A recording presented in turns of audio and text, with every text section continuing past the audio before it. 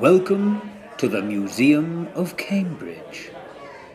We begin in the bar, the centre of any folk community. Welcome to the bar. Now what can I get you to drink? Ho, a mug of ale, I might have guessed. It's a fresh keg, this. And you know, the strangest thing happened to me when I went down to the cellar for new keg.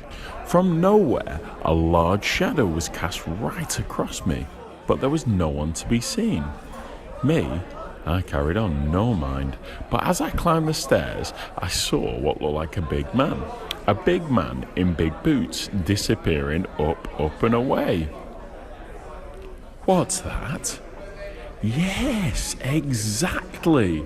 Joseph Hempsall, the fen slodger himself.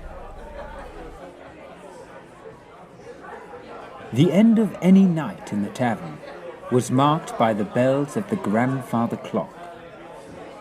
Here, we see one in position by the doorway.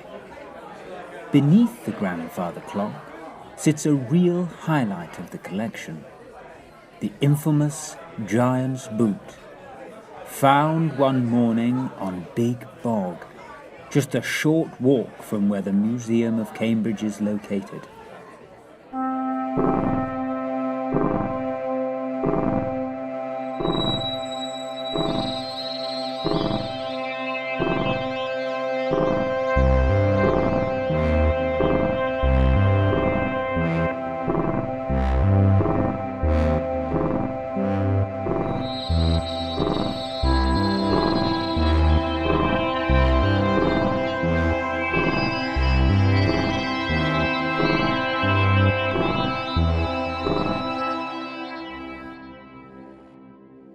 Please move through to the snug.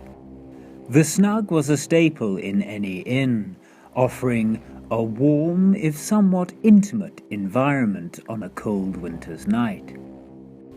And all this makes a home to live in, a place for people to visit and feel at home. We and our friends have lived here for 17. Above the vacuum cleaners, you see a typical 19th century carpet beater. Off you go into the snug. It's nice in there. Plenty of old hoovers and what have you. Up on the left you'll see that Celtic shield. Sometimes doubles up as a carpet beater and all. That's what our friend Joseph could have done with on his dark night out on the fens. Righto, I'll see you a bit later, won't I?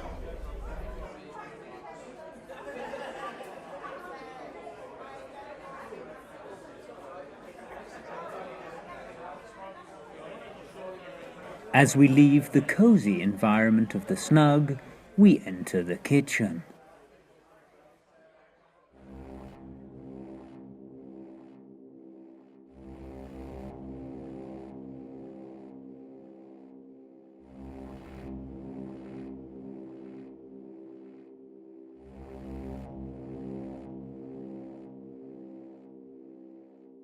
Welcome to the kitchen.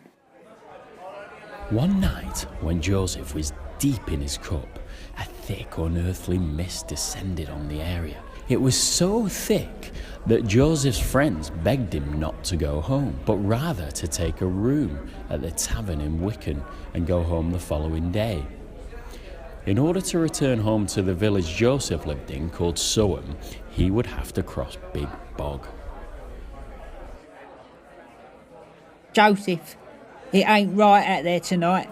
Them clouds are something different. Stay a while in Wicken.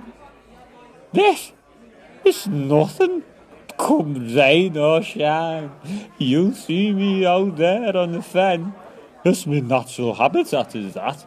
Not this. Not tonight, Joseph. This ain't no one's natural habitat. Take a room in the tavern, Joseph. Joseph, give over. We've got rooms aplenty. I suggest you take me up on one. It's you're the ones that need to give over. But Joseph was stubborn. He was a hardy fenman and convinced he could make it back to Soham alone. He decided to cross Big Bog. Off I go. Nothing untoward out here.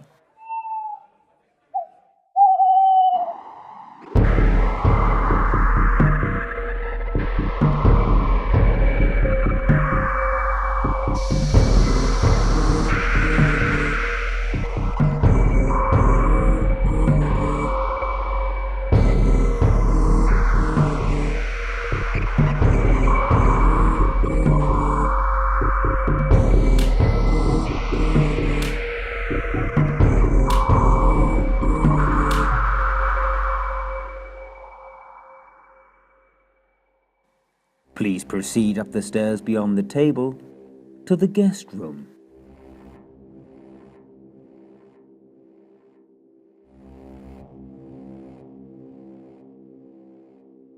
That's right. Up the stairs to the guest room. Often folk will climb these stairs blind drunk, hence the handrail.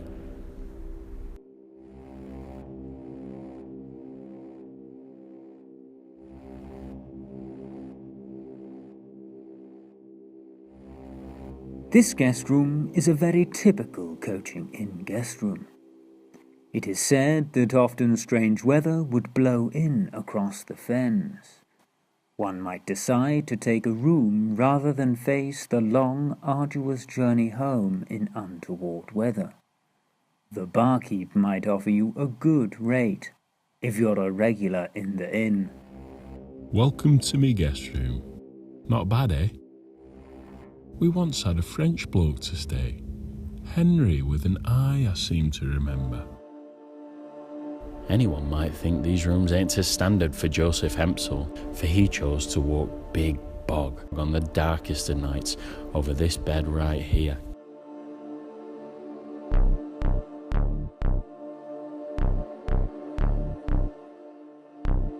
Batter my heart, three-person God.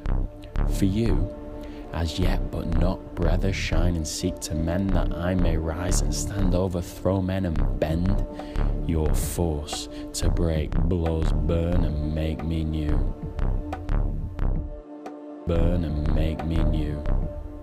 Burn and make me new. Burn and make me new. Burn and make me new.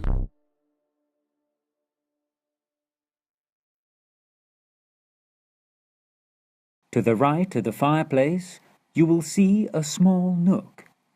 This is often where a guest might store valuables during their stay.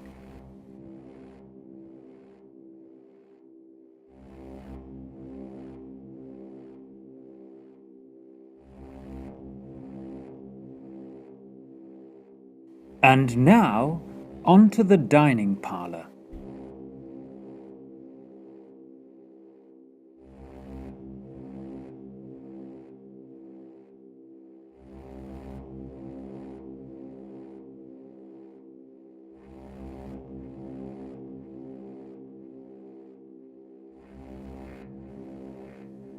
Here we see a typical dining room, set out for both the family and for farmers working the land.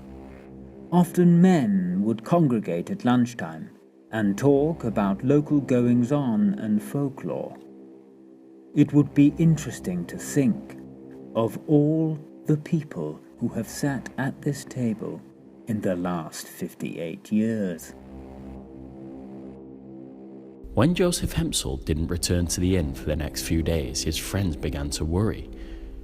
Two of them decided to visit Joseph's house and make sure he was all right. I'm worried about Joseph Hempsall. I know. It's been 2 days and no sign nor sound. I can't recall the last time Joseph missed a night in the White Horse. He's a man who likes his ale. What to do? Let's go and see him in Soam at daybreak, before a long day's work. Good idea. Let's put this to rest once and for all. Oh, I do hope nothing untoward is afoot.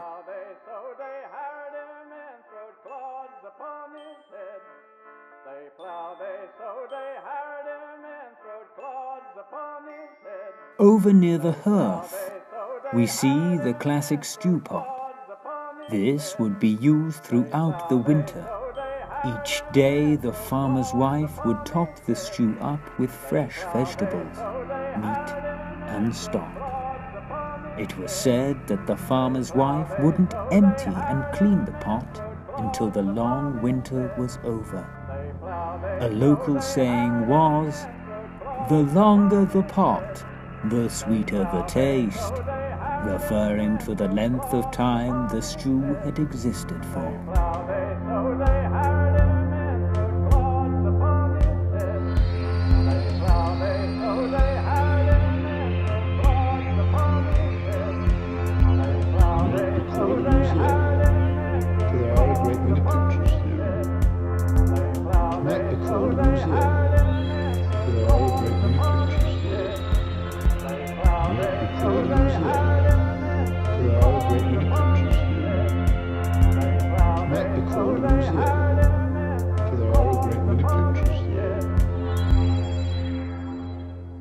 Please journey on to the Fen and Folklore Room.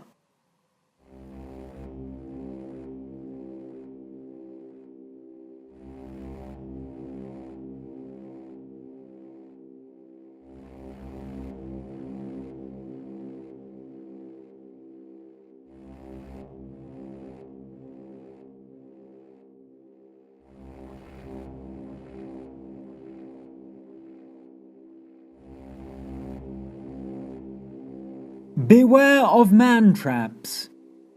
This would be the cry across the fields as the fenmen would set out to work the land at the beginning of any long day's work. Here we see the various tools and attire the fenmen might wear during a typical day's work. The two friends set off at sunrise to find Joseph Hempsall. Whilst crossing Big Bog, a deep mist descended upon them. Fortunately, they had just reached the riverbank as the fog became thick. The journey to Soham would be easy from here. Follow the river. As they walked, a huge figure appeared a stone's throw away. A big man in big boots looking out on the water. Hold up. Who's that? Is that... Joseph? Joseph Hempsall? Is that you? Oh, it is. Thank the stars above. We were worried you never did make it across Big Bog and home on Friday. Oh, you're a brave man, Joseph. Brave and a little dim, I'd say. Right. We'll walk you back home as a gesture of goodwill.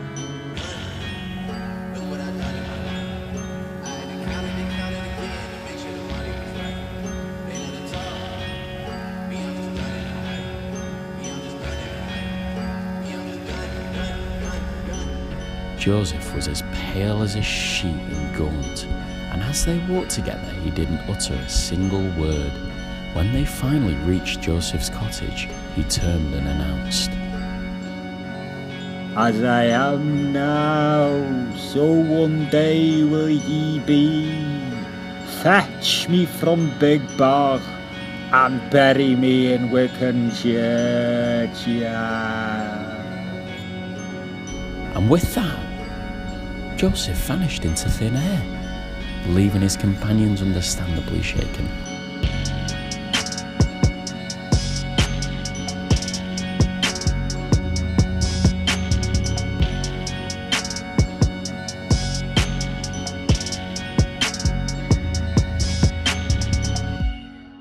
The many tales of the fens would become local folklore, defining behaviour in this part of the world for years to come.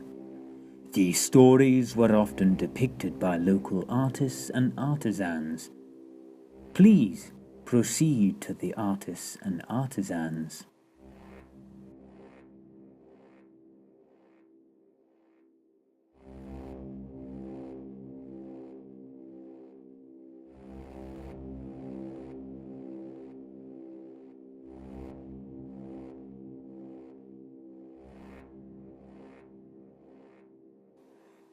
There were many forms of art practiced in the area, the most successful of which was the art of storytelling to live music.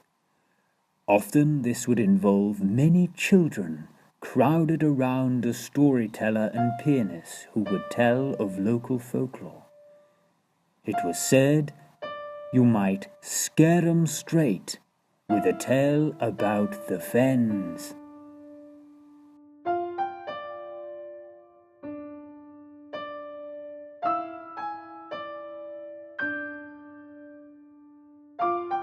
The two friends were suitably disturbed by Joseph's words. They sheepishly headed back across Big Bog to Wicken, from whence they came. But on their way back, they found Joseph's body at the same spot where he'd appeared before, only this time lying half in and half out of the reed-choked water with a terrified expression on his face. Dear, oh dear, it's our Joseph, just as he said. Fetch me from Big Bog. Look at his face. Petrified from something, that's for sure. And now we must do as friends do. Take him to Wicken churchyard and bury him post-haste. Joseph is a big lad, and Soham churchyard is a hell of a lot closer. He was from Soham, was Joseph. We'll take him there. But he said, and he did say specific, bury me in Wicken churchyard. Don't you think we're shaking hands with the devil in taking him to Soham churchyard? Listen, and listen good. We'll be shaking hands with no one if we spend all night out here on Big Bog. You saw what happened to Joseph, haven't you? Now let's get him to Soham. It'll take half the time and half the effort. All right, all right.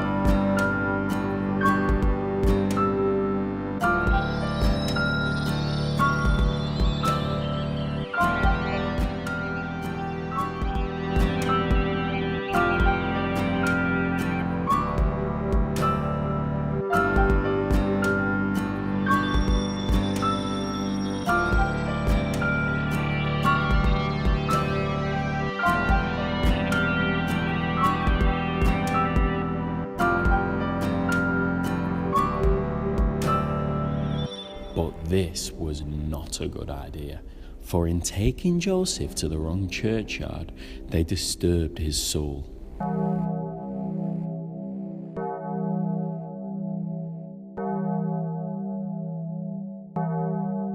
Can you hear those bells? Beyond the children's room is the bell tower. Let's go up the stairs and have a look.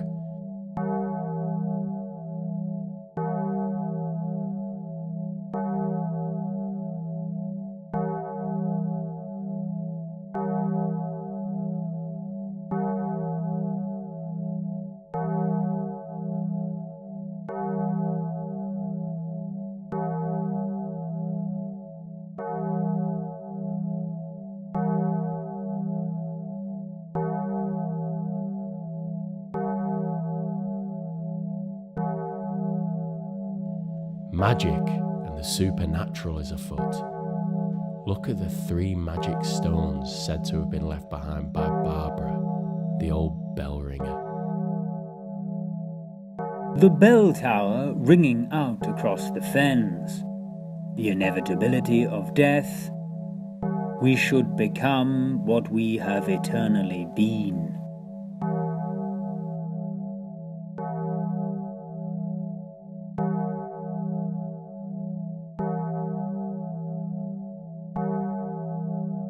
Joseph Hempsall was buried in Soham churchyard.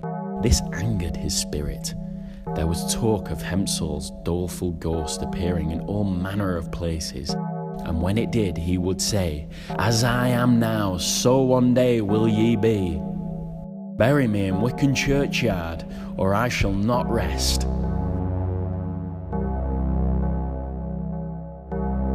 So many people were frightened by the apparition that his body was indeed reinterred at Wicken, and the haunting apparently ceased. Although to this day some claim that Hempsall still haunts the area, warning people, As I am now, so one day will ye be. As I am now, so one day will ye be. As I am